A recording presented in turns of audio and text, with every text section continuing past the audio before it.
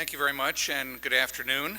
And thank you to our colleagues who have joined us today, and I'd like in particular to acknowledge the leaders of the Illinois Conference and the Chicago Metropolitan Association of the United Church of Christ and the president of Chicago Theological Seminary, one of the seminaries of the United Church of Christ, who have joined us today. As General Minister and President of the United Church of Christ, of which Trinity United Church of Christ and 5,700 other churches are member congregations, I thank you for joining us today.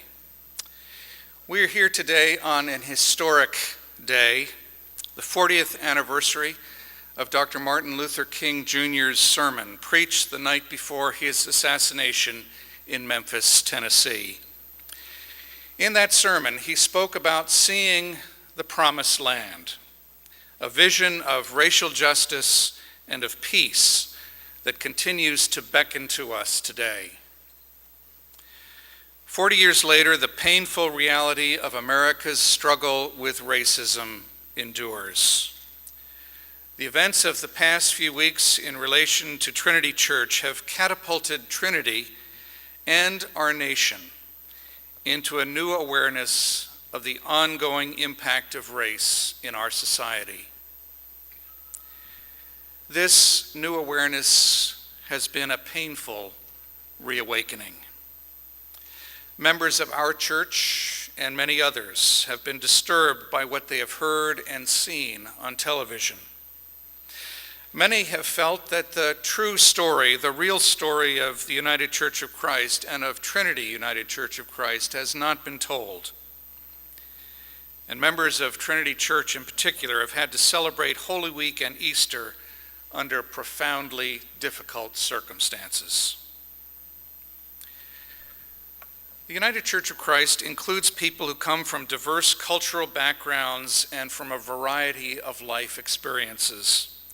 We encourage open dialogue and thoughtful and prayerful listening to divergent points of view, knowing they can offer a deeper means for spiritual growth, both for individuals and for communities. We don't require agreement. Our unity is not dependent on uniformity.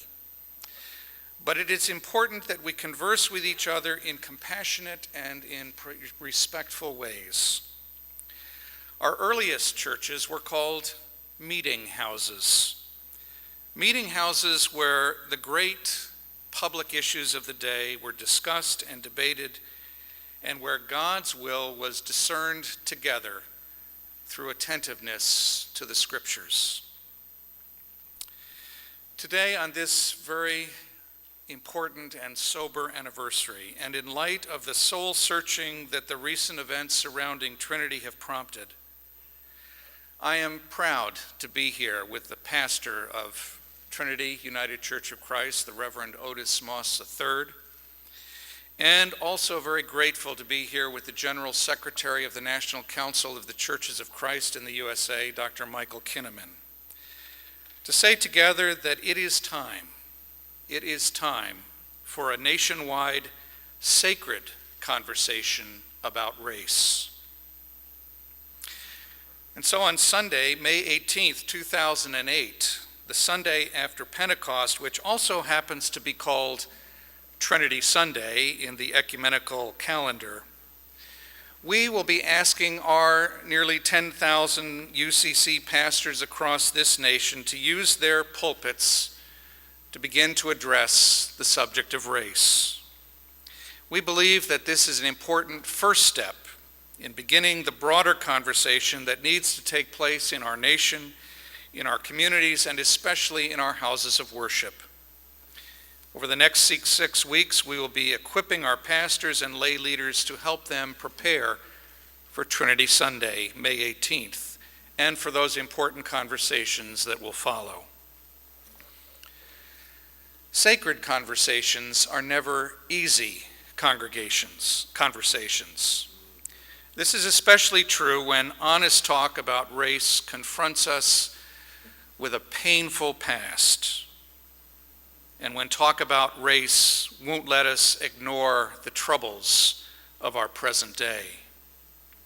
That's why sacred conversations require a readiness to see one another as sacred in spite of our differences, and why the sacred places where these conversations take place need to be respected. The members of Trinity United Church of Christ are going through a very difficult time right now.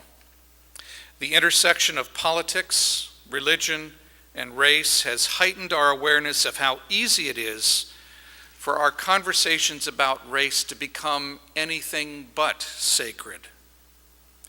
That's why we're calling for sacred conversations and for the respect of sacred places, and for that conversation and that respect to begin right here and right now. 40 years ago, Dr. King challenged each of us. He said in part, "Let us stand with a greater determination, and let us move on in these powerful days, these days of challenge, to make America what it ought to be." We have, he said, an opportunity to make America a better nation. Today, let us commit ourselves to take up that challenge together. Thank you.